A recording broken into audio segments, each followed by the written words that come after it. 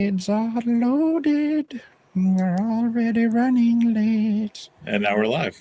I don't see the red live button yet. There Locked it and is. We're yeah. locked and loaded, and I'm singing like an idiot. Okay. So, This is what we have to deal with, folks. all day, every day. All day, every day. I have my my cold open here somewhere. I've got it. No, I don't. That one's terrible. I don't like that. I don't like that either. All right, so this week there's a lot of loss. But there's one big silver lining. Crosshair, is he actually broken? Losing Kamino, possibly the best thing that could have happened to Clone Force 99. And the Empire finally shows its ass to the entire galaxy. All that and more coming up this week on your Star Wars Safe Space. Stick around.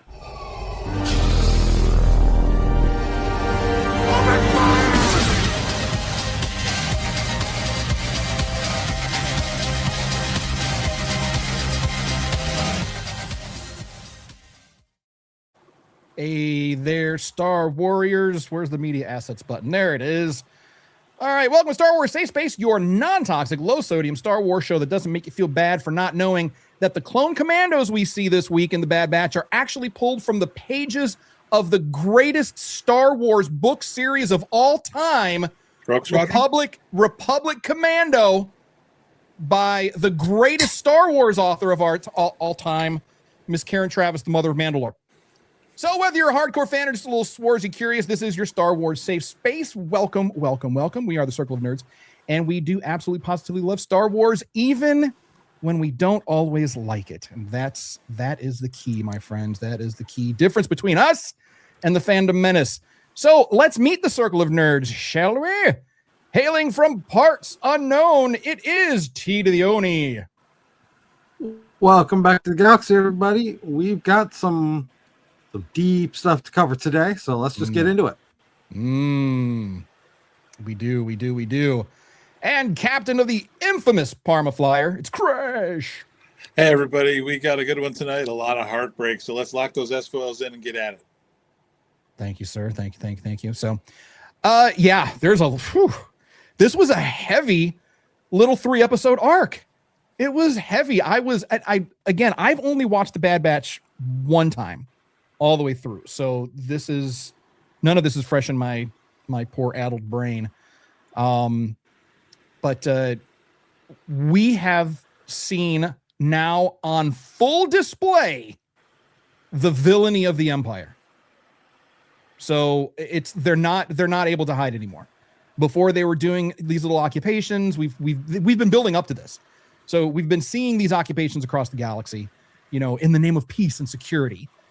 But when you destroy an entire city, it's kind of hard to hide behind that. So and unlike earlier episodes where the Empire does just kind of look like an occupying force, these final episodes are revealing something much darker that we do see later on. That's how we're introduced to the Empire, is the dark side. But this is showing that build up to it. So here we're finally seeing the Empire destroy all of the people and all of the institutions that helped build the Empire, which is kind of ironic. We've got Project Mantle, we've got the TK troopers. We're seeing that the only things that the Empire really value is power and control. They don't value anything else. They don't value loyalty at all. They'll say they do, but the Empire does not value loyalty. So they're not building a society. They're building like this war machine. And they're rewarding usefulness, man. They're not. It's like, if you're useful to the Empire, usefulness and loyalty, two different things. Two completely different things.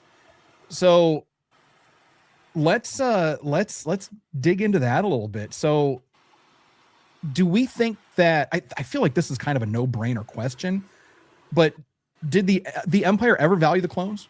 Like, at all? I mean, this was the grand army that won them the galaxy, but were the clones at all ever valued, do you think? Tony, your thoughts, sir? as far as Palpatine and the high ranking people are concerned, no. There are still some people that some of the lower level people who would have worked with clones at some point during the war, Right. that would probably think that there's some value in them. But for the bigwigs, no, they don't care. They were a means to an end. That's all they ever were. Yeah, and we kind of saw that coming. I mean, once that switch flipped, once Order 66 hit, once we realized that, the Confederation of Independent Systems was just a ruse, just to get boots on the ground everywhere, and then they turned on those guys too. So, Crash, what do you think? Well, I found it interesting that this is the moment where everybody realized our boy Gregor survives. Yes. Oh, he's on my notes. Gregor's in the notes for sure. And as well as that bastard Scorch that just broke my heart. But it was interesting because Gregor tells the guys that he was brought in as an instructor, almost like a Top Gun. Yeah. Okay, we're going to bring the best clones to train these new TKs. Just like in the books. And weird, right? Yeah. And even Gregor admitted that he didn't teach them everything because he knew better than to teach these new guys all their tricks. Because if they're, he said to the Bachelor, he said, there are replacements. Mm-hmm. That's why, text protocols don't work anymore. All these things that the guys have been used to getting by on from their clone training is the keys are being remastered. Yeah, and nothing's working and it work for them anymore because these new soldiers are coming in. And the guy said there's an endless supply of them. You find the worst, not unlike some people we know in the real world. You recruit the worst of the worst and then give them all the cushy toys, and they will do whatever you ask them. Right, and they're all disposable. And they're disposable. Everyone's disposable. Everyone, again, nobody has loyalty is not valued. Usefulness and fear. That's it.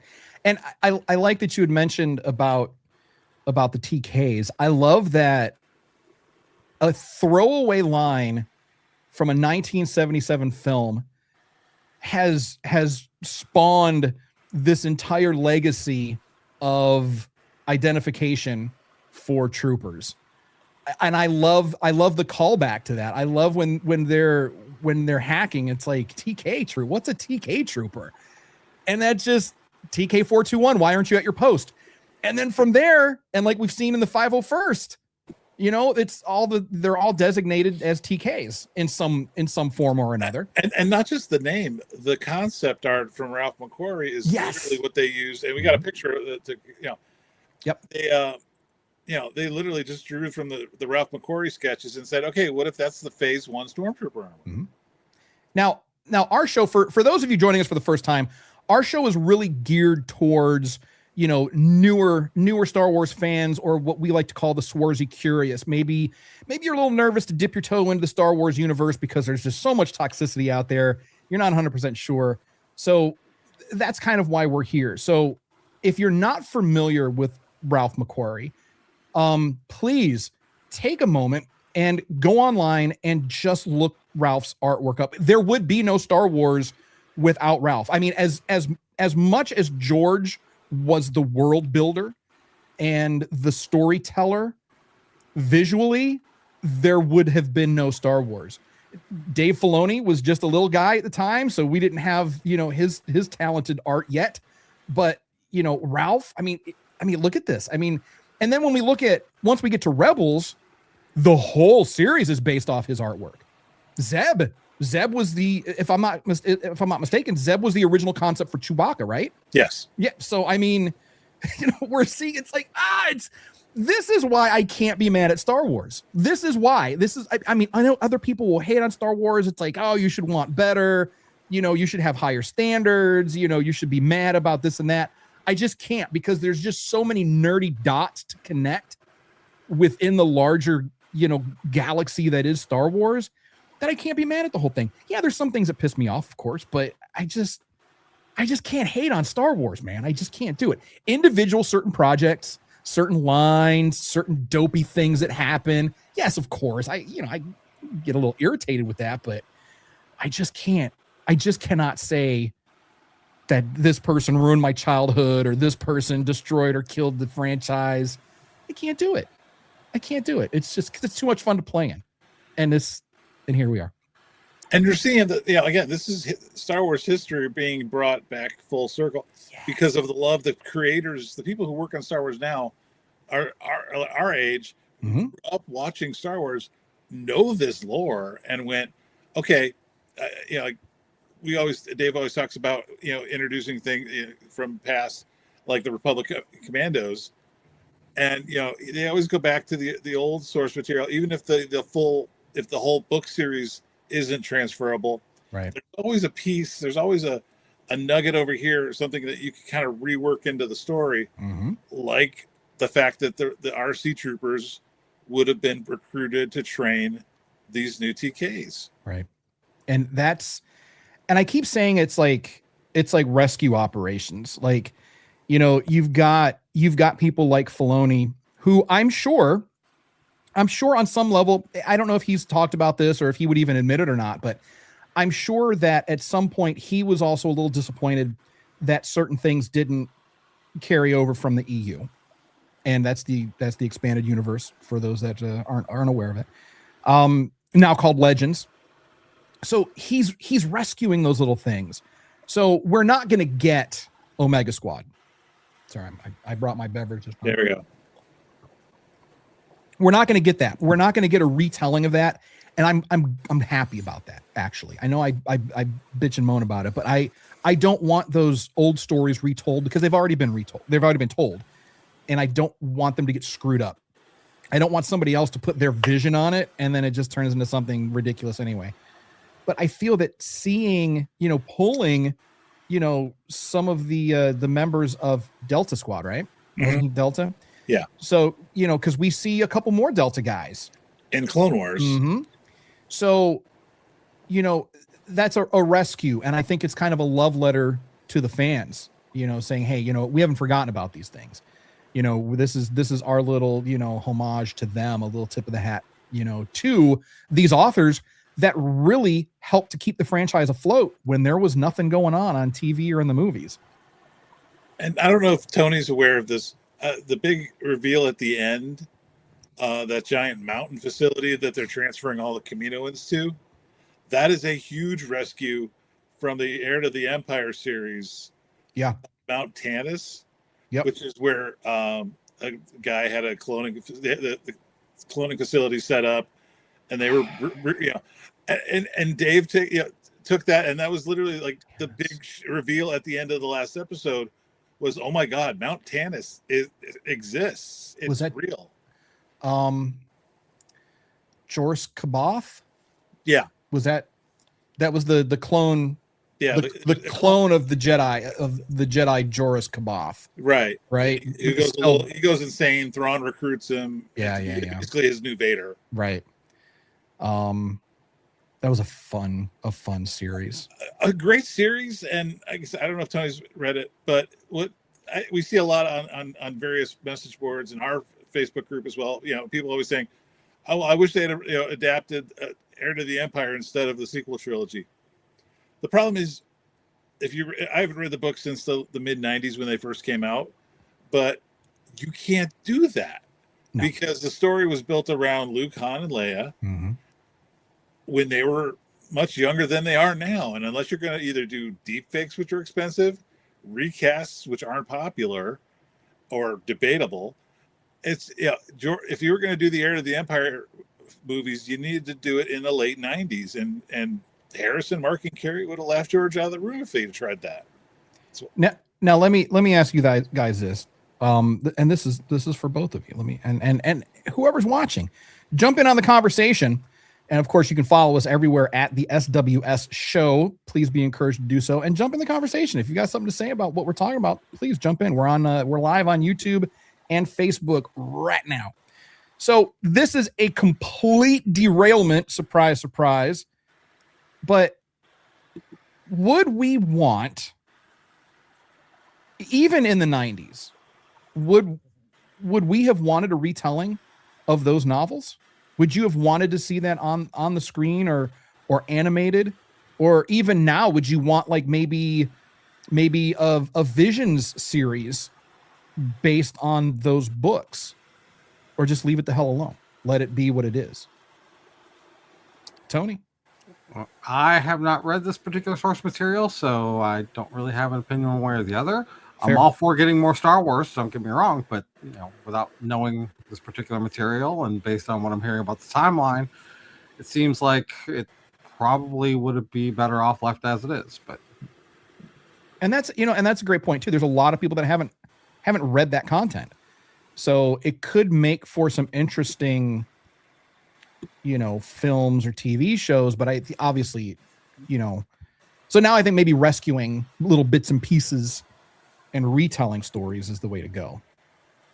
Yeah, and they did that when they brought the old EU down to Legends with the new canon. They invited Timothy Zahn to come back and rework Thrawn's story, and I'll be honest, it got better. I read the first couple books. I think they're up to like 5 or 6 now of him. Is it after? Did it start with Aftermath? No, he wasn't in Aftermath. This was a literal Thrawn novel series. See, the only thing that I've read of the new canon is Aftermath. I haven't read anything else. Yeah, Aftermath was a trilogy that sort of set up the build up to the sequel trilogy. Yeah, like the end of the Civil War into leaving breadcrumbs for the sequels.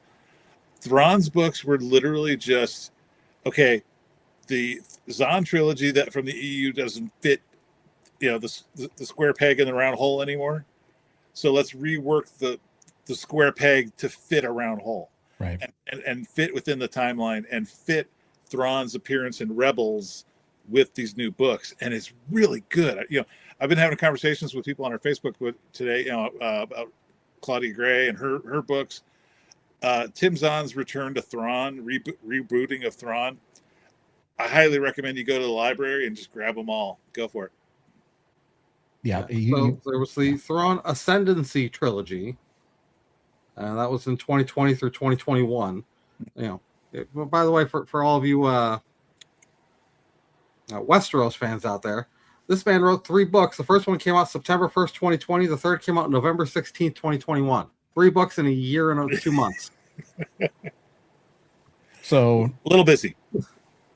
So J.R.R. Martin needs to step it up a little bit.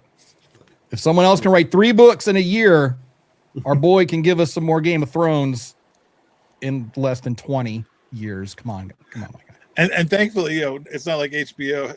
The good thing about the Thrawn trilogy is that HBO writers don't screw it up before the book's even finished. Right. So that he doesn't even want to finish the last book because he's like, oh guys, you already burned the house down around me. I can't do this. So, and hopefully we'll get to Ahsoka before season 2 comes out. I don't know if we'll get there because I think season 2 of Ahsoka is supposed to come out in 2027, right? Yes, next year. Yeah, so we got to get cranking ourselves if we want to. Yeah, we got a long way to go before we get to Ahsoka season 1, but I'm so excited for it. And I know people complain about it. They're like, it's basically just Rebels 2.0. You say that like it's a bad thing. I'm good with that. Mm-hmm. The second season could really pan out to be a adaptation of the Thrawn trilogy, the Thrawn trilogy. But instead of the Luke, Han, Leia group, we just do a similar story told through the Rebels crew reuniting. Yeah, and it's there. You can still fudge it a little bit so everything fits because he's still the same Thrawn, and I love that. I love that he's using like people's artwork against them. Like, what a dick! Like, you're just he's the villain we love to hate. And I have to say, as a big bad, I really do like him better than Vader because he's smarter than Vader, 100%. And as far as we know, he doesn't murder children. So he's got that going for him. So I still don't think I'd want to be in his presence because I feel like he would kill me. But and he doesn't have, what are the Nagiri? Was that the little Nagori? Yeah, the Nagori, the little dog like spy assassin creatures. I'll spoil a little bit. One does show up in Rebels, but he doesn't have like a pack of them like he did in the books. Mm. He just has a guy named Rook who shows up. Oh, and right, I remember Rook. he was sort of the main one in the book, the one that got a name. He's like Dobby. He's the house elf that had a name. But yeah, again. Dave does like to rescue those puppies and he does. like give them a new home. Oh, all right. So anyway, back to the Empire on full display. Is there anything else about seeing the Empire like now coming, like breaking out of that shell, taking off that mask? Is there anything else that, watching this really maybe hit a little bit harder for you? I mean, obviously we were expecting this, but the Bad Batch weren't. Omega certainly wasn't. And Crosshair certainly wasn't, I don't think. So there's one thing that stands out to me, and one person that we know did expect this was the Prime Minister. True. And yet they did nothing to prevent their fate. Like, I'm sorry, like you guys clone for a living. You built these clones with this chip. Why on earth didn't you build a batch just for your own personal security? That is a great point. Like seriously, this is what you guys do. Why on earth were you not prepared for this? Like what made them think that the Empire would not completely sauce them? Because they've never dealt with anyone like the Empire before. They've just dealt with clients. Clients come and go, and even like the Prime Minister said, or was it Lama Su? One of them had said we have other clients. So I mean, it's because he was like, yeah, the Empire's pulled all the contracts. We made the greatest clone army in history. I'll say it was like, yeah, we can get around this, and he was like, I don't think they're gonna be okay. Yeah. Like he was scared. He knew, yeah. and that was a wrap on the Prime Minister. And that's the thing. It's like, considering how good they are at building armies, I completely understand why the Empire would want to destroy Kamino.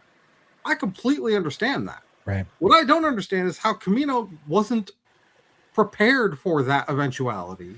That is such a good point, because yeah, man, for real. Like, what? I've never thought about that. I never thought about that until this moment. Why the hell do you not have your own standing army of super troopers? I mean, you made commandos, you made ARC troopers, which are just fucking badass. But where was your own, little Kaminoan guard, or even your own like hidden army? Like, I feel like they're on a pod somewhere on Kamino.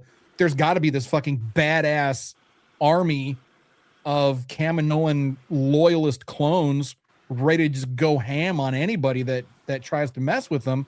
But it never happened. Tony, that was a good insight, man. Damn. See, now I'm thinking about that. What a plot hole too. Oh, that's for you, Prime Minister. You short-sighted jerk. And don't forget, they were in on the scam all along. They were. Because Dooku's the one that makes the contract. In Sifo Dyas's name, so it's They know it's a stolen credit card that they're dealing with. They know who actually owns the rights to the genetic, material that Jango Fett. They're in on the act, and they're surprised when their partner turned on them. Right. No honor among thieves. There you go. So let's talk Crosshair, shall we? Let's talk Crosshair. So what if Crosshair isn't choosing the Empire because he's broken? What if he's choosing them just because it makes sense to him? And I think we've talked about this before, how, when the batch took off, they were kind of like, they didn't have a purpose. But, Crosshair has had this purpose. So in a way, there's an argument that could be made. He's either a coward for not striking off on his own, or he's very, very brave for going against his brothers and maintaining a sense of stability and security. So is he a bad guy? Is he the villain? Is he a victim? I mean, we know he was right about one thing when he said that if the Batch followed his advice and stayed with the Empire, their lives would have been safer. That's a fact. But at what cost? But at what cost? You know, because as we know, the Empire does not value free thinkers. And the Batch, they're all free thinkers. So what do we think? Villain, victim? I mean, was he drinking the Kool-Aid, or is he just like a true believer in this system? So, I mean, we see the Empire build this system. It's a system of destruction and corruption, and he embraces that system, and that system ultimately destroys everything around him. Literally, that system destroys everything around him, and he's left for dead. So I look at it from this perspective is Crosshair, his whole thing is vision. And I think this is a play on that where he sees the vision that the Empire has. He knows that there's no point in fighting it. So he's like, well, I'm going to make the best out of the situation that I've got in front of me here, and that's where I'm going to go with it. Whether or not he morally agrees with their stance is irrelevant. Now, I did have a bit of a flaw in this. You know, like his claim that he took his inhibitor chip out, I don't buy it. I like we see in one of the early episodes, it gets boosted. That they go in and like turn his inhibitor up to 11. Like So like you're telling me after that he would go against that programming to take it out himself, or did it get messed up?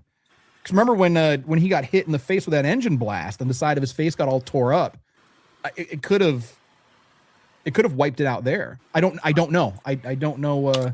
We never see him taking it out. That's a possibility that it got damaged somewhere. But the way that he says it, like it was a long time ago. Like no. Well, our boy's got some mental health issues. I mean, he's taken a couple of hits to the head. That he has. He's taken a couple of hits to the head. So I don't know. Crash, what do you think about old Crosshair there? Well, I found it interesting. I actually posed this question on our Facebook page about when Hunter confronted him about the chip. And Cassie Cole had a great point where she was like, it either got removed or fried when he got burned by the engine. She kind of agrees with you there. Personally, I don't think he would have gone on his character journey if the chip was still in his head. There's a little spoilers there about where Crosshair is going to go later on. Sure. But I do tend to agree with the idea that he's sort of made a choice. Yeah. Again, these episodes were interesting because this was sort of Crosshair and Omega really having at it between the two of them. I really liked the tension between the two of them. Like, there was a moment where, Crosshair turned to Hunter and said, justified him staying with the Empire. He said, you weren't loyal to me. Yeah. And that goes all the way back to the first episode when Order 66 came in. Hunter made a call. Crosshair didn't agree with it. So, from the very start, they've been at each other's throats. And this was the point where everything came to a head. Now, chronologically, for me, I remember watching this the first time. This was very similar to the first season of Rebels, in that Kanan gets captured and taken in front of the Empire, and the gang has to go rescue their leader. Seeing it happen again in Bad Batch chronologically in reverse, or the motif is the same. The leader's captured and the gang has to come in and bust him out. So it felt like a little bit of a repeated storyline to me. Right. But for this show, in this part of the timeline, it was very interesting to see Crosshair. And there's one of the slides I got of the two of them. For Crosshair, this was very personal. He felt like he was the one who was wronged by his brothers the whole time. Like, and even at this point, this was a great moment at the very end. Yeah. Oh, well, we'll get to that. We'll get to that. Yeah. But like here, he is just, this is, for me, this was like at the heart of what these 3 episodes were about was, you weren't loyal to me. So I chose to stay with the Empire, who I think, he even said, this Empire is going places and I'm going to be there with it. And he was trying to get them to join him. Right. For Crosshair, it's about loyalty. And he really feels like the Bad Batch guys are the ones who were in the wrong. And that's, and even after they fired on Kamino with him and, his own squad of new troopers, they were already snitching on him to Rampart saying, I don't trust him. Let's leave him. They were going to execute him, if he betrayed them. So even his new squad doesn't have his loyalty at best. So, and it's interesting. We see him, like, there's so much conflict in him. Like, he is extremely conflicted when he's basically begging Hunter to come back. And it felt sincere. Mm-hmm. Like, his voice, the expression on his face, he looked sad. He looked genuinely concerned. Like, brother, come home. Let's go back. We belong here. Empire, Republic, it doesn't matter. We belong together. We belong here. And that conflict was palpable, and like at the end, we see this great scene where, he's helping out Omega and AZ. And we don't know that right away. This is, again, very similar to a moment in the first episode. He used the same grappling attachment. But what I liked about this is that off camera, Wrecker had his gun on him the whole time. Like, he doesn't trust Crosshair to do the right thing. And if he'd have shot Omega or Hunter, he would have offed him right there. Sauced. But then we see Crosshair give Wrecker his rifle.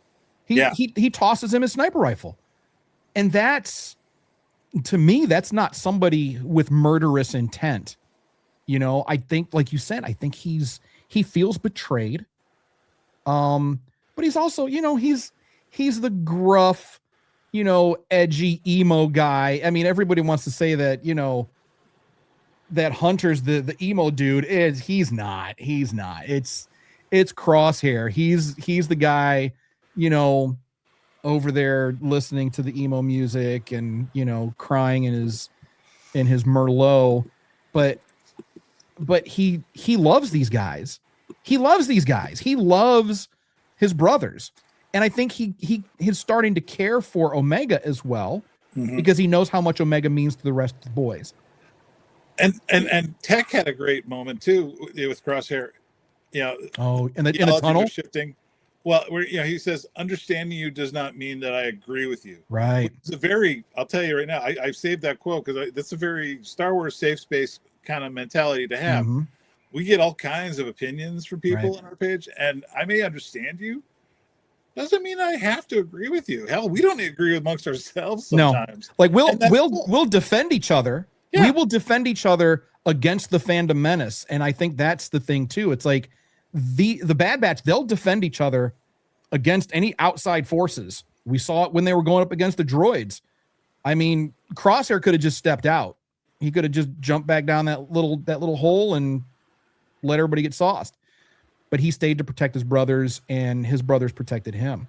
And yeah, that was such a good line from Tech. Just because I understand you doesn't mean I agree with you. But he still defended him. So the thing is, I agree with you. You guys have a lot of good points as far as Crosshair's potential motivations and all that. But Crosshair's been around Rampart. Crosshair's been around what this new Empire is doing. Yeah. Crosshair has to know that the Empire is never going to accept the rest of Clone 99 as being with them. No. So what's the end game? Like that's for somebody who's hard set on this Empire is going places and I'm going with them. If you bring your brothers, they're going to turn on you for doing it. I think there's a bit of fear. It doesn't make any sense. I think there's some fear in him. I think that there's this fear, and that's where the argument for him being a coward. You could say that. You could say that argument because I think he's afraid of not having a purpose. I think he's afraid of not having something to fight for. He's a warrior without a war, and he doesn't know how to adapt to that. But ironically, the way that you adapt is you stay with your brothers. You know, you go through the scary bits and the unknown and that fear of the unknown. You do it together, and it's not so scary. But I really think that as hardcore as he is, I think on some level he's just kind of like paralyzed with fear.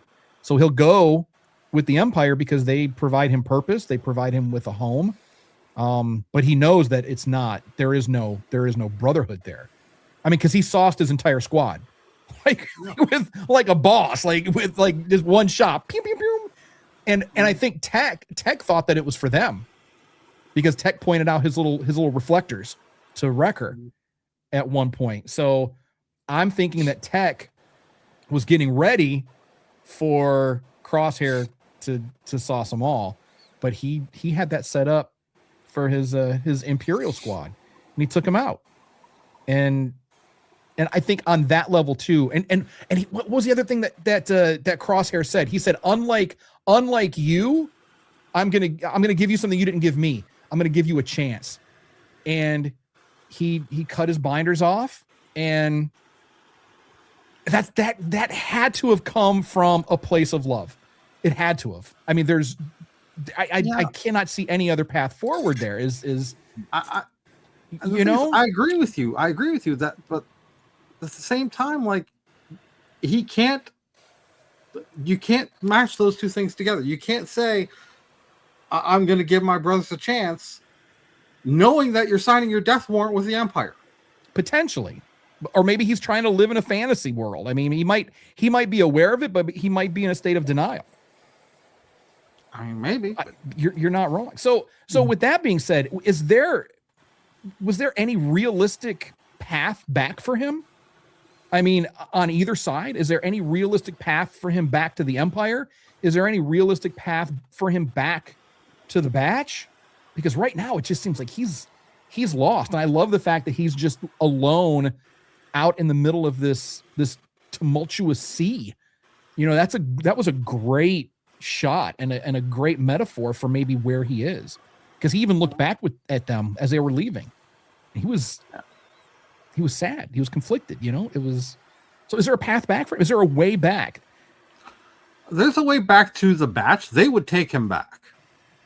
Yeah. Didn't Wrecker say that? How on earth? Yeah, I mean, Wrecker said that. Omega said that. Mm-hmm. We'd still take you back. Yeah. Like, I don't see a way back for him back to the Empire. It would go against everything Rampart has represented if he was like, no, it's okay that you let them all go. You can still come with us. Like, right. I just don't see that being feasible. Now, how much of the Bad Batch have you seen? Have you episodes 14 through 16? Oh, okay. So this is all going to be fresh for you moving into season 2. This is all fresh for you, right? Yes. Okay. Oh, that's good. That's good. I love it. I'm just sitting here like, Tommy's got a point. 2 seconds later, Tony's got a point. This is great because you guys are right. Yeah, Crosshair is he's at a crossroad. He's at a crossroads. Yeah. In his life, where he's either going to have to bite the bullet and go with the Empire and accept what they are and who they are, warts and all, or he's going to have to find a way back and sort of bite down on his pride and go join his brothers. And Omega's damn near pleading with them to do it. You know, yeah. I love that little exchange between her and him on the platform as they're leaving, because as they find out, you know, in the when she explained, you know, she knows this Kamino inside and out, and she's explaining, guys, this was where you were born. I was here. I'm the older sister. Right. Mm-hmm. You know, she go. Yeah, it completely changes the dynamic of the whole group, because you realize all season long we've been treating her as like this little kid. Right.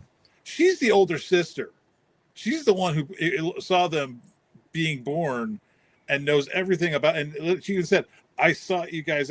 She sought them out because they're her brothers, and even if they don't know her yet. So now let's look back let's look back and remember initially when we first meet Omega, and she's like sneaking glances at them, and she's just like this annoying little tag along little sister. But now that has come full circle, and we know why. It wasn't she missed them because she had known them from literally their birth. You know, she knew them from the very beginning. She saw them, you know, being enhanced. She saw them growing. You know, they 100% are her brothers. So hey, we've got Travis here. What's up, Travis? How's it going, guys? Such an incredible arc of episodes. It really is such a good arc of episodes. And I did not like the Bad Batch the first time I watched it, but now that I'm watching it a second time, I have a much greater appreciation for the show. I really do. I found Omega to be super annoying initially, but now really watching it and seeing her at the beginning being this, you know, annoying little Omega, but now we know why. Again, that wasn't her being annoying. That was her wanting to be around her brothers who she missed. So, I mean, imagine that for her too. Now, and this is another thing that just dawned on me. Imagine every time they got sent out on a mission, how worried must she have been? You know, as like we see Hunter being the worry wart this whole time, but really it's been Omega worried for them for years, potentially. For years, every time the Bad Batch went out on a mission, she was back on Kamino, worried sick. And then when they came back, she's just like, you know, I got to be around you. I got to see you. But, you know, Lama Su always like, you know, let's go. We got work to do. She never let that bond happen. You know, she always got a little taste, but they never let the bond happen. And then we see Kamino just done. And that was a moment. You know, we have a picture from the attack. Mm. You know, this was sort of the second phase of the destruction of Kamino. We all heard about how Count Dooku erased the records of Kamino in the Jedi Archive, so it was literally taken off the map. Right. Now this is the second stage where Palpatine sends his army, his Empire, to literally wipe it off the map. Now it's literally off the map. Because, you know, the Kaminoans know too much. And he needs their tech, he needs their technicians, but they can't be an autonomous, you know, industry with multiple clients saying, oh yeah, we grow, you know, the Grand Army of the Republic for the Empire. No, he needs that technology for himself. Mm-hmm. For what we learn later is Project Necromancer. Right. And then no one else can have it. And no one else can, you know, this isn't something, Palpatine's not into sharing, especially. No, he is not. So with Kamino here, Kamino falls, everybody loses something. Everybody loses something. Except Papa Palpi. He gains a lot. But there is a silver lining to all this, and we'll get to that. But two questions, really. One, before we get into the Lost segment, is this, in your opinion, is this the final chapter of the Clone Wars? Like, is this literally the end of is this where the Clone Wars truly ended? Not with Revenge of the Sith, not with Order 66. Is it here? Because as far as we know, this is the first time we're seeing the Empire doing truly Imperial shit by wiping out Kamino. So would you say that this is potentially the point where the Clone Wars have ended and the Empire has begun? I know technically Palpatine, you know, declaring himself Emperor is when the first Galactic Empire technically started, but I'm saying like on a philosophical level, I suppose, you know, is this the true moment of that? Yes, I would say all season long I've been describing the Bad Batch as the eulogy for the Clone Wars. This was the first shovel in the dirt. Bury it.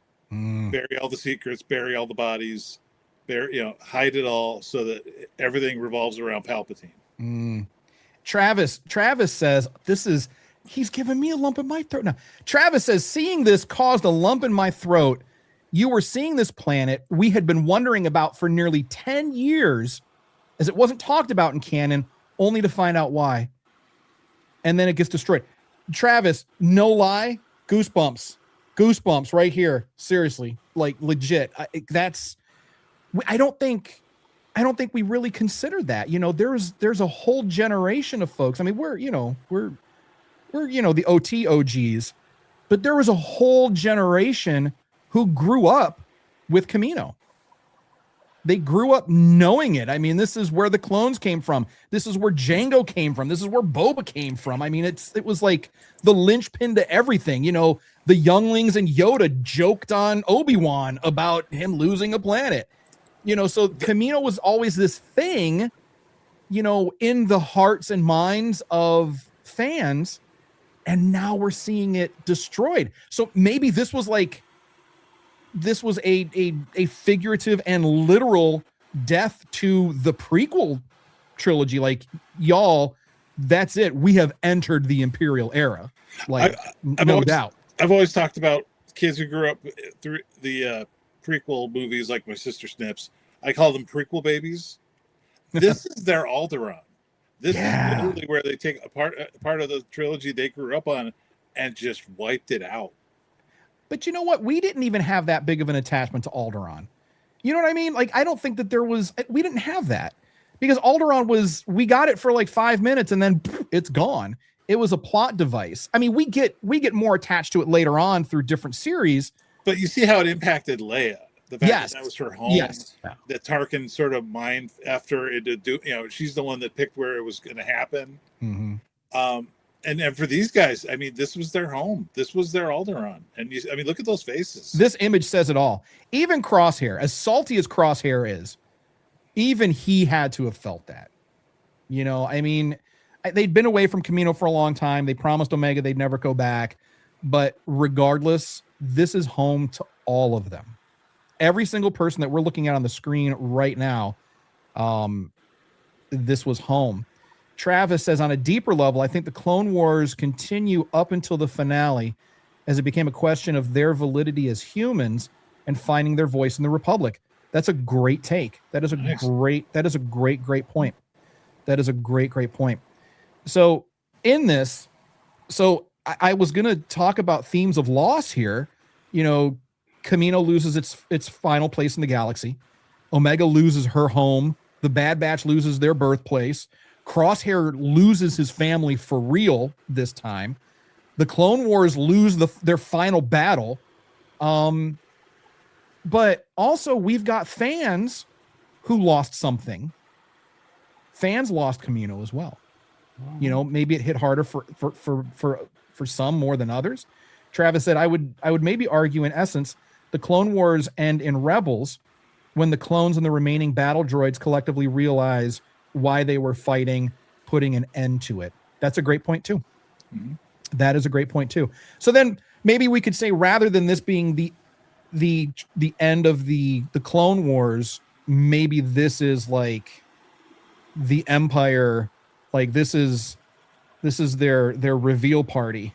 Right? This is the Empire doing Imperial shit. Prior to that, they were just doing some kind of like weird authoritarian government shit. But now they did Empire type shit. This had Palpatine's signature all over it. So it's a lot. And so now when we're talking about this loss, man, I'm thinking about it. It's just, there's just so many more like realizations, like flooding in. Okay, let's talk about the silver lining, because I'm getting depressed. We'll talk about the silver lining. What was the silver lining to all of this? Did the Bad Batch, is this where they finally become a family? I mean, they've been kind of like, building up to that family point, but is this where they stop being a squad and really truly start becoming a family? Or they've been becoming a family, but is this the moment where they become a family? Because now they have a shared loss now. You know, they've shared trauma, so they've trauma bonded through all their crazy missions and, you know, being screwed over by Sid and kidnappings and torture and all kinds of things, firefights, murder, death, everything. But now they are alone. They have only each other. So Yeah. is this that moment they become family? So I would argue they've already been a family. Fair. But this is where there's absolutely no going back. Yeah. Like the only way, like, I mean, you made the point before about you get through it together. Yeah. And now they don't have a choice but to go through it together. So it's going to strengthen those bonds, but I feel they were already there. Yeah. I agree. Crash, what do you think? Well, I think this was definitely where they bonded as a family instead of a squad. Again, Omega is proving to be the strategist of the group, even with or without Hunter. Her knowledge of Kamino is really what got them through this. And now she has sort of earned that respect as an equal, not just a tag along. Right. And especially another thing I took away from this, from the first episode of War-Mantle, there's two things. A, we haven't mentioned, War-Mantle is a deep dive reference from Rogue One. When Jin's going through all the Imperial plans, it's one of the names along with Darksaber. Right. And all, Stardust. So it was great to see something from the future brought back as a, hey, remember that name? That was there's always this connective tissue throughout Star Wars exactly. in some way. The writers usually they do a really nice job of again connecting those dots. But the thing that really struck me in the War-Mantle episode was, again, Hunter's sort of the boss. Rex gave them a job to go find a clone, a reg.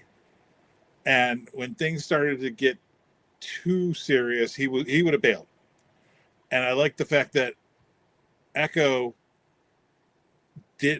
refused to go because he lived through. He's been on the other side of this. He was poor Echo. Captain. They're the ones that rescued him, and he's if there's even a chance he's alive, we're gonna go get him. And I think that is where they still have that idea of they're still clones, right? They have a bond with Rex and the regs that they worked with, who didn't join the Empire, but there's just that element of he's lived through that trauma himself, so he wasn't going to let somebody stay in this. Gregor, we're going to find out later, is hanging out with Rex and some of the ex clones on another planet. But so to draw the conclusion that Echo still has a very strong loyalty to Rex, as well as Clone Force 99. Oh, 100%. 100%. Travis says, this is the end of the army of the Republic. Even if there are survivors, the Jedi Order is ended, and now their army is too. Its creation being orchestrated by Jedi Cypher Diaz. That old fella. Very, very true. So, in a way, this was a great way to end the first season. And it's a lot deeper. I mean, the first time you watch it, for me, it didn't feel that deep. But so now that we're going through all of this in chronological order, would we notice this as clearly in release order? Do you think, like, chronological viewing, it's changing how we're seeing the Empire, it's changing how we're seeing Crosshair? I mean, maybe Kamino hits a little harder because we've spent so much time there now, and the clones feel more tragic when viewed, as the center of this entire era, So I feel like this particular arc, and I'm sure there's many other arguments, but I feel like this particular arc could be the strongest argument for experiencing Star Wars in timeline order. I think there are many other arguments, I'm sure, but after seeing this arc, I'm thinking, like, because people are like, no, watch it in release order, watch it in machete order, do the prequels as a flashback, or watch, episode 1 and then 2 and then do 3 as a flashback and then do, all these things. But now watching it in release, yes, watching it in chronological, you do miss out on some big reveals, but I feel like the emotional payoff is worth it. I mean, I don't know. I mean, would Kamino feel this important if it were watched in release order versus chronological? Or does it make a difference? Does the Empire feel more dangerous, or does our understanding of the clones? Arc, I don't know that the order makes that much difference, because even in release order, you'd have seen all the Kamino stuff by the time you got to this. But I think it still has a great impact, because and this goes back to what Travis said. This is literally. Well, you asked if this was the end of the Clone Wars. I think he's got the right phrasing here. This is the end of the Army of the Republic. Mm-hmm. This is the final nail in the coffin right here. Yeah, because there will be no more Army of the Republic. They were still able to crank out clones a little bit.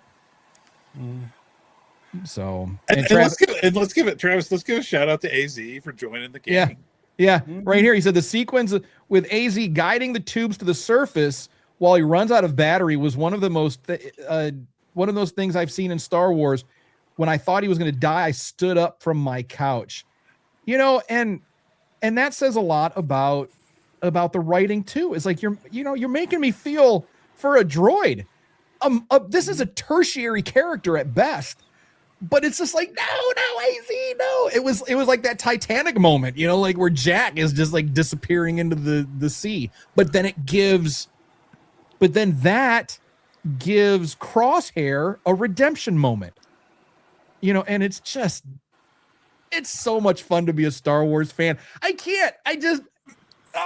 love it, and I cannot deal with the haters because I don't understand them. I can't. It's too much fun. It's too much fucking fun. And it wasn't as much as it was a redemption moment. I like how Crosshair immediately blew it off as we're even. We're even now, yeah. Omega's all right. When the door is sealed and he was buried, so him saving her and AZ was just him squaring his debt. Okay, edgelord. Yeah, the AZ. The AZ thing was great for me because I'm a Disney nerd. It reminded me a lot of Baymax and the Big Hero 6. Oh, yeah. Again, you get attached to this mechanical character who you shouldn't have an emotional attachment to, but you do when they do something very human, very brave, and you kind of go, oh, a little drill. Sure, they could build another droid, but this one had a personality. This one had, dare I say, a soul to him. And it was kind of funny to see him, the way Omega would sort of work around his protocols to get him to do what she needed. Yeah, you're not wrong. So, Travis, we're going to have to officially ban you from the show because your insights are breaking my heart. You did not have to invoke the name of Tup and Fives here. So Travis says, Travis, look at even Tony's over here like, Travis, you're killing me. So Travis says it's also a nice payoff for AZ, who couldn't save Tup and ultimately couldn't save Fives. Here he gets to save everybody. Oh, and then Tony says, Travis, you're killing me. Travis, you're killing me. You're killing all of us. Not Tup and Fives. Oh. And so for me personally, having seen the vast majority of Star Wars in release order, I'm digging this in chronological. I'm really, really digging this in chronological. I don't mind seeing things out of order because, like with Gregor, I know more about him from Rebels and where he's going to be. But it was cool to find. We saw him in Clone Wars. There was that cliffhanger of did he die in that explosion, and then we see later on. I'll say it theatrically in Rebels as a much older guy, and you find out he survived. This was fun because you find out how he got out. Right. Of the Empire, out of the system. He basically quit, and they arrested they arrested him, and the Batch had to come save him. But I love the fact that we'll get into this more later on. There's a little you start to see a little hint of you hear it in his voice. You hear it in his voice. He's like, "Come on, guys!" That little craziness, that little like, "Hi, I survived a giant Rhydonium. I'm fine. Everything's fine. I'm fine here. Everything's fine. What are those sounds?" But again, that's one of the payoffs for watching it in chronological, because then, spoiler, when we see Gregor again in Rebels, there's I think there's going to be a bigger payoff there. Travis says AZ may be my favorite Star Wars droid because of that Clone War arc than this show. Yeah, that's a great point. Chopper's gonna have some words with you after the show. It'll be great. Yeah, we're just not going to mention that to Chop. All right, we're not going to mention that to Chop. That's none of his business. He doesn't need to know it because we'll get sauced. Travis is going to get sauced. No, not saying that to Chop. So here's the thing, though. I agree. Like character Gregor's great. Love all that. But I gotta ask the question, like, especially after just saving him. Like, I can understand if the argument is that like he was still pretty injured, and I do understand that the story arc needs to focus on the batch. Sure. But like under these circumstances, why on earth are Gregor and Rex not helping? They have bigger fish to fry. Bigger fish to fry, my friend. We'll see some stuff later that you'll find out what Rex and Gregor and some other guys are up to. There are clones still out there, and they're not happy. But like I said, I understand, especially for the point of this story arc, like it needs to just be the batch. I totally understand that just from the storytelling aspect. But like at the same time, if I'm Gregor and these guys just bailed my ass out, like I'm gonna go help them out before I just fuck off back to whatever I was doing. Of course. But I also, one thing I think we have to realize too is that I'm certain that there are adventures that we don't see. You know what I mean? There's, who knows? Maybe Gregor did stick around with them for a couple of weeks, couple of months. Maybe they got into some trouble. Maybe they chilled. Maybe they just went somewhere and hung out and like recouped and recharged. Yes, the episode where a restaurant manager found a guy with amnesia and just forced him to work in his kitchen. Yeah, like that's what Travis just said. So you're going to be my new indentured servant, Mr. Amnesia guy.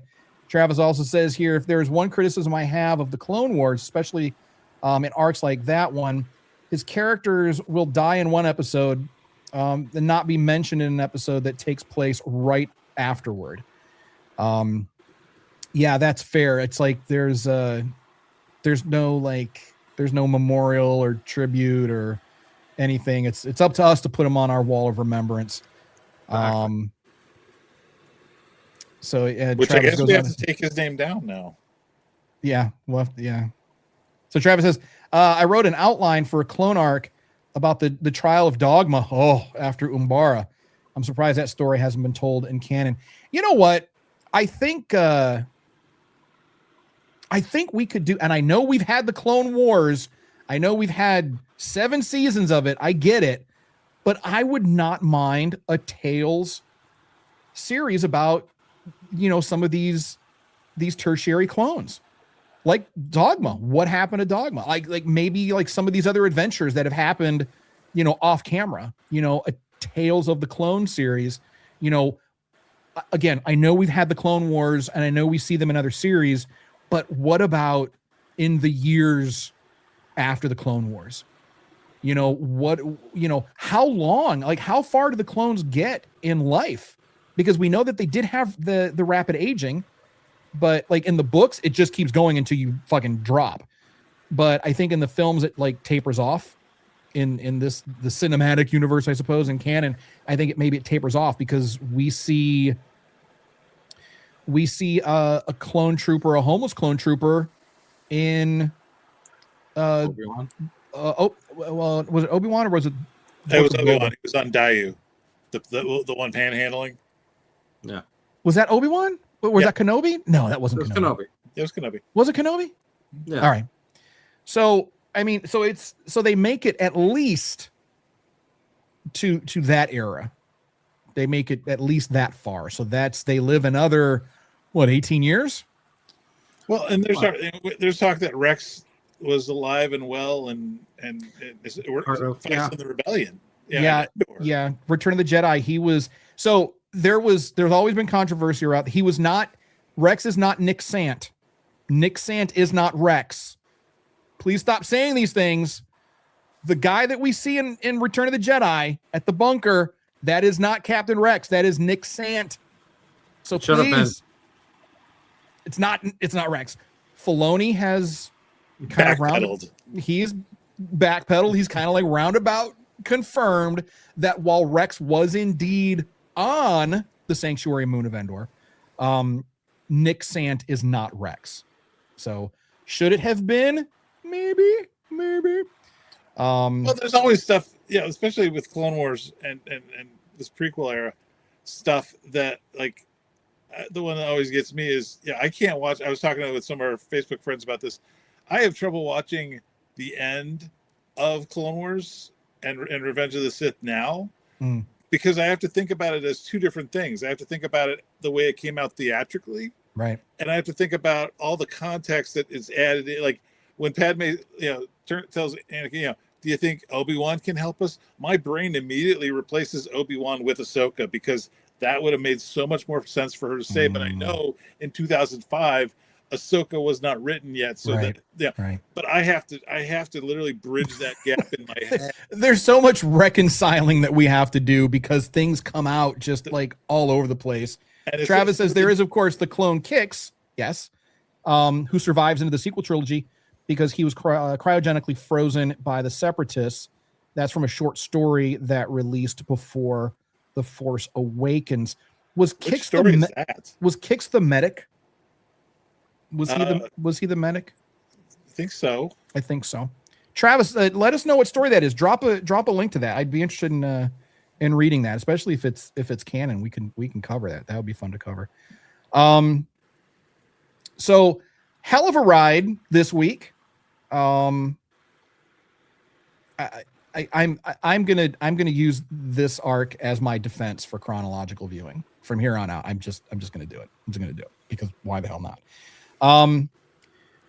So next week, we're going to be taking 2 weeks off so we can wrap this season up and get our shit together a little bit. And we're going to be returning on July 3rd with Bad Batch season duo. Dos, due. I don't know how to say two in any other language. I ain't Savai, right? How do you say it in like Dos? I don't know what I speak two languages, English and bad English. There you go. I like that. That's a nice Fifth Element quote. Love it. Look, lady, I speak two languages, English and bad English. All right. So what is this that Travis says here? Kix is the one Fives runs into in the bathroom. Takes his hat. After that, he is taken prisoner as well, then rescued by Saudai Thano, joining his crew. These are the pirates. Finn almost joins. Oh, okay. For some reason, I'm thinking I'm remembering Kix as being a medic on Umbara because I remember the stylized red cross on his pauldron, but I don't know. I could be remembering things wrong. I'm probably am. So that, we're gonna wrap. You guys got anything before we head out? Well, just that like I said, we broke 1,000 friends on Facebook. Yes. Thank you. Thank you for that. A big deal. I posted a little video thanking everybody and just encouraging the new people. We love when you guys reply. Yeah. Tell us what you think. We're here to hear what you guys think. Yep. We do this podcast. We could hear each other talk all night, but especially on our social media, we post a lot of different topics. What you guys tell us you're into really dictates a lot of what we talk about on the show. Yeah. And I've been having so many conversations with people about EU books and how they tie into the show. Tommy's starting a holy war about Luke Skywalker, and it's just fun to read the comments. Oh, geez, that one guy. He didn't comment back. He did not comment back. I very successfully shut his monkey ass down. Yeah, go ahead. This guy, again, because he was like, I mentioned in the video, about the midichlorian count. How Luke's. All I said was Luke's midichlorian count had to be up there. I feel like that's pretty obvious that his midichlorian count would be rather high. Not Luke Skywalker. Oh no, shut up, dude. We don't need to hear all that. But this guy was like, you just pulled that out of your ass. There's no like basis for that anywhere. There's nothing, there's no proof that midichlorians are passed down and blah, blah, blah. And it's like, and I told him, I was like, no, I pulled this all out of George Lucas's ass because he's the one that came up with this stuff. But we do know, go to our Facebook, watch this. This is some chucklehead talking about Luke Skywalker and the Mandalorian, how that's not Luke Skywalker because there's no way Luke Skywalker could possibly be that powerful, which he is absolutely that powerful. And so George establishes it. Look, Tony's chomping at the bit. I'm gonna give you a minute. I'll give it to you. But George says it. We hear it. The Force is strong in my family. My father has it. I have it. My sister has it. We know this. Luke is strong in the Force. Palpatine would not have given this half-breed kid any attention, would not have thought about him as a threat in any way if he had some little, even an average midichlorian count. He knew Luke was a threat. Fun stream, guys, from Travis. Travis, thanks for hanging out with us, man, and great insights. I mean, you made us sad, but it was fun. It was fun. So I'm sorry, Luke, and yes, Luke had Ben Kenobi for like 5 minutes. He had Yoda for a couple of weeks. He found some books. He talked to some Force ghosts over the years, but in a 4-year time span, he was able to defeat an enemy that other Jedi with years, decades of training couldn't do. You know, so I mean, we know during the Purge, Vader went out and he sauced a lot of high-level Jedi during Order 66, during the Purge. They couldn't stop him. I think there's a great scene in the comic book where he's taking on like 6 like Jedi masters, takes them all out. A couple of Padawans in there, a couple of knights too, but we're talking about Jedi with decades of training. And Luke was able to do it with 4 years, not decades, 4 years. Tony, I know you're like, shut up, dude. No. Like, your points are absolutely valid. I think the original poster in that thing, to me, his argument wasn't that Luke isn't that powerful. His argument was Luke is not that character type. He's the power fantasy character. That's what his argument was, was that Luke is just a power fantasy. But again, even if we accept that premise, he's the hero on the hero's journey. Yes, he's a power fantasy. You look at anything, look at Conan, even the Legend of Zelda. You know, Link is the hero. He's a bit of a twink, but he's still completely overpowered by the time he gets all geared up. So, you know, the hero on the hero's journey comes from humble beginnings, but does become the power fantasy. Yes, absolutely. Yes. And that's like I made a counter argument to his point as well. I went on a different take. Sure. And basically just said that, hey, like, this is like, yes, this isn't the Luke that you're used to seeing, yes, but it is absolutely the Luke that he is, right, that he can be.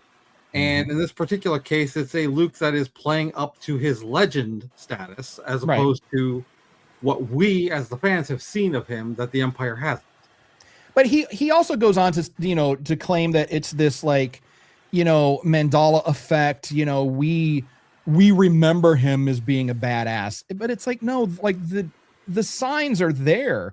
He was a bad. If you just look a little deeper, read between the lines, look at the context clues, again, he was a powerful Jedi thanks to the blood coursing in his veins, and the fact that he was able to, take on and synthesize all of this training, as short and as limited as his resources were, that's a testament to his abilities as well. And I don't like Luke. I'm not a Luke fan at all, but I mean, this guy, he's very, very smart. The individual he's a chucklehead to me, but he's far more intelligent than I am. He's a film theorist. Obviously, he knows a lot about film and cinema as an art. He knows about writing, but apparently he missed the chapter on the hero's journey. So maybe he needs to go and pick up a couple of Joseph Campbell books or look at a couple of George Lucas interviews and, maybe gain a little bit of that knowledge, because the guy he is far more intelligent and articulate than I, but I know more about Star Wars than he does, so he can go eat a bag of Bantha dicks. As far as I'm concerned. Well, I'm going to take it a little. You're going to hate me because I might be indirectly. I'm a bit of a Luke guy myself. Oh, wait. Hold on. Okay. Travis says 15 minutes after learning what the Force is, he goes from not seeing a Tusken Raider who walks in front of his face to deflecting blaster bolts blindfolded. Yes. Yes. And is it preposterous? Of course it is. Of course it's preposterous, but you could also make the argument that he's just that powerful and he just needed to just get that little bit unlocked. And then Travis says that guy won't like it. Won't like what I have to say about Luke and The Last Jedi. Oh, Travis, I brought that up. The fact that he literally used the Force to death. Like, and Crash, you posted this picture of Luke just brushing the dirt off his shoulder because the power and the control that it took to Force project yourself across the motherfucking galaxy. Well, come on. For years, people used to say midichlorians were a concept introduced in the Phantom Menace and never developed since.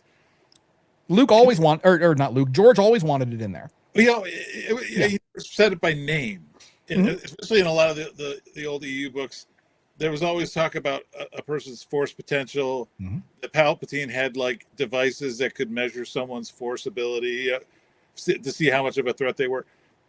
Basically describing midichlorians in everything but name, and a lot of the old lore books and comics and stuff would judge a person's strength in the Force by the feats they could accomplish. Like, yes, Luke projecting himself, not just in The Last Jedi, but in the Dark Empire comics where originally it came from. I did not. I was so wrapped up emotionally. I'm a simple man.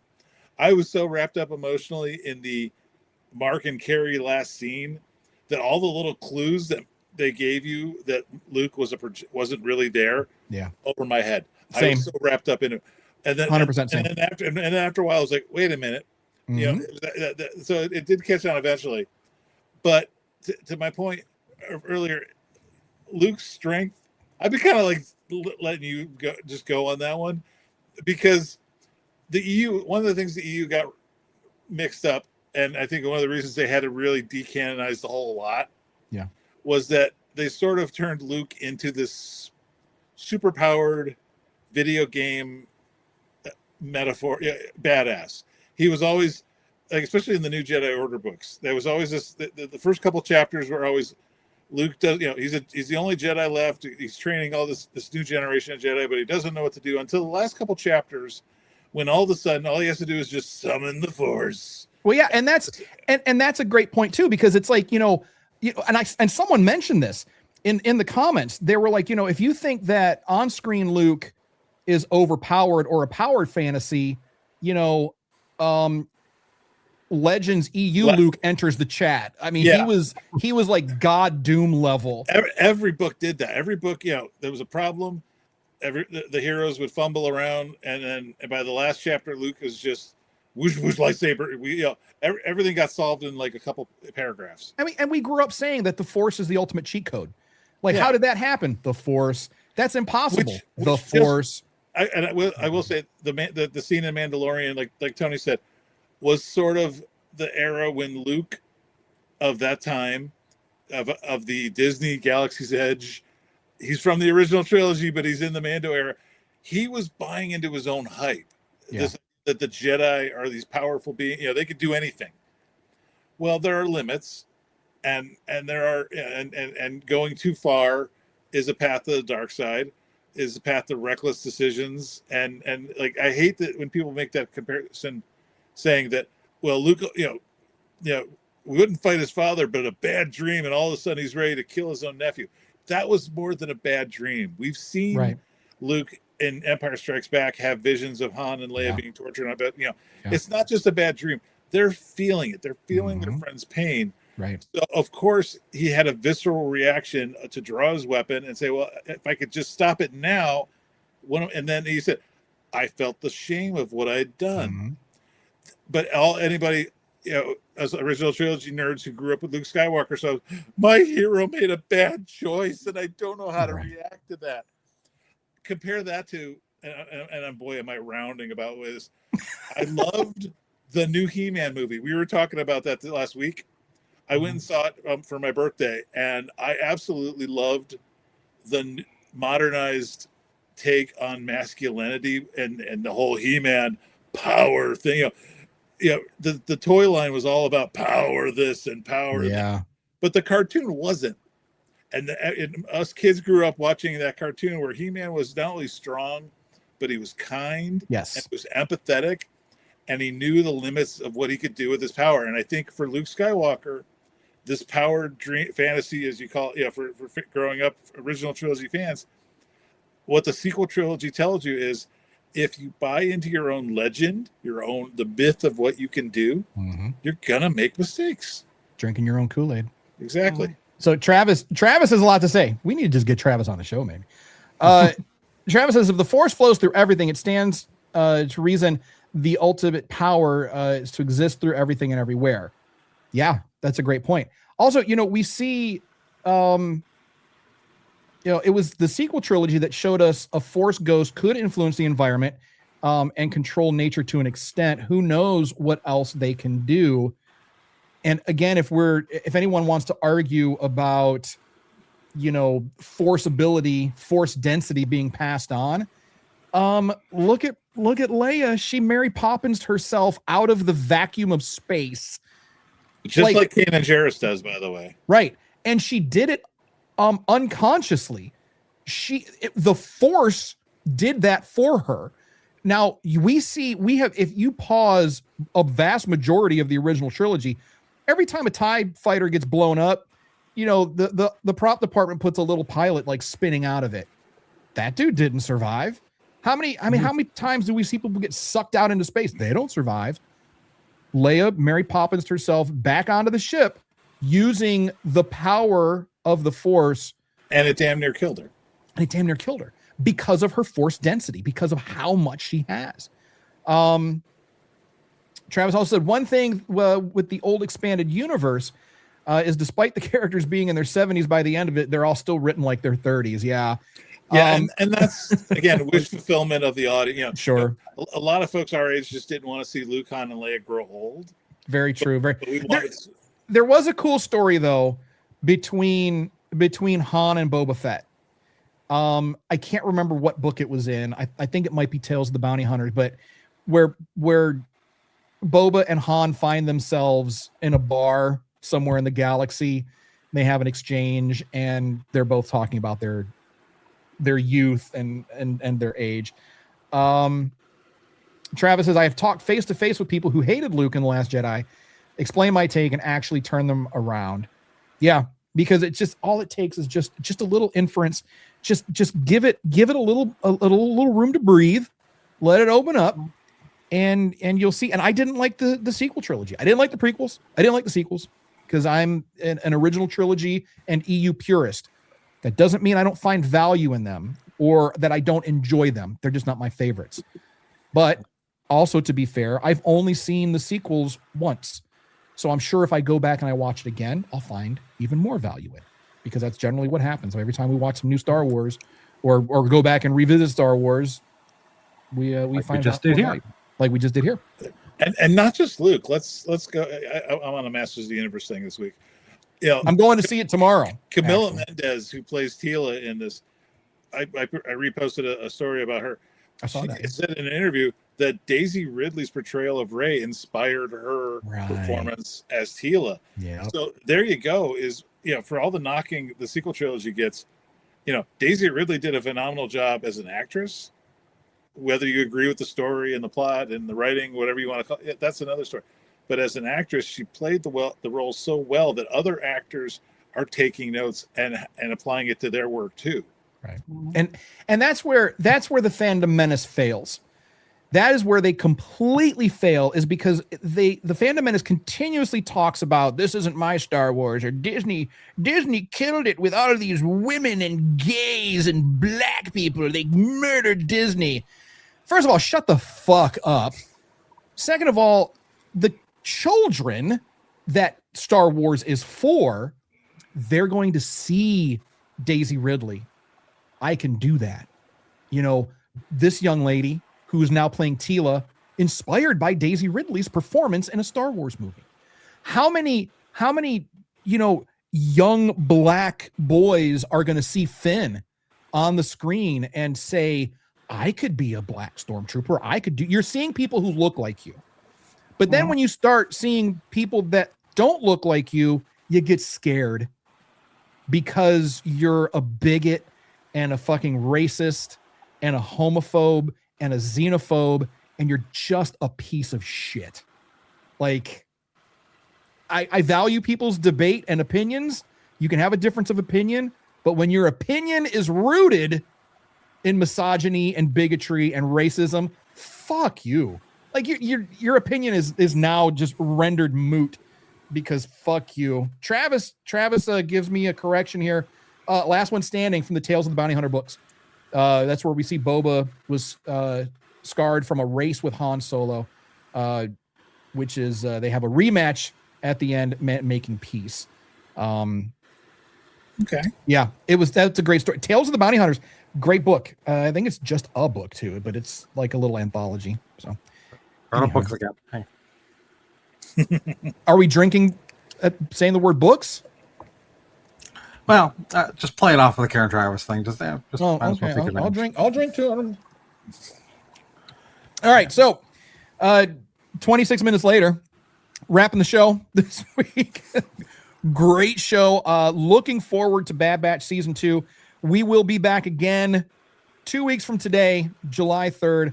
But in the meantime, please do follow us on all of our socials at the SWS show. It's technically 3 weeks from today because it's 2 weeks off, and then. Okay, you're right. I don't math. My math isn't mathing. You're right. You're 100%. You're 100%. Thank you for the correction, sir. So we'll be back again here on July 3rd, 8:30 p.m. in the p.m. Eastern Standard Time. Good night, Travis. Thanks for joining us. He said the last line of that story stuck with me. Perhaps we should return to the battle. Perhaps we should let fly and once more let fate decide who will survive as we did when we were young. Man, such a great story. I would like to see some costumers adapt that. I don't want to see, Disney or anyone else get a hold of it. I'd like to see fans make that. I think that would be fun. So Travis, thanks for joining us. Appreciate you. And one of the things, just for our followers on Facebook, I've been getting questions about this. You've seen, we do have season 7 of Clone Wars. We had some tech difficulties. Tommy is retrieving them from the ether of the internet and doing his magic, and we are going to get those out to you guys. Let's not say it's technical difficulties. Let's call it what it is. I get overwhelmed and lazy, and it's a lot of fucking work. We had the thing where you thought you lost the files. Yes, that was you the have thing, them, but I do have them, and I've had them for almost a year now, I think, and I'm still sitting on them. I gotta put them shits out. So we're getting there. It's very easy to get overwhelmed with all of this content very I'm quickly. trying to be as patient about this. I've been busting his chops behind the scenes about this because I know you. First off, we were on a roll back in that arc of episodes. We were really into season 6, the Lost Missions and season 7 and Revenge of the Sith.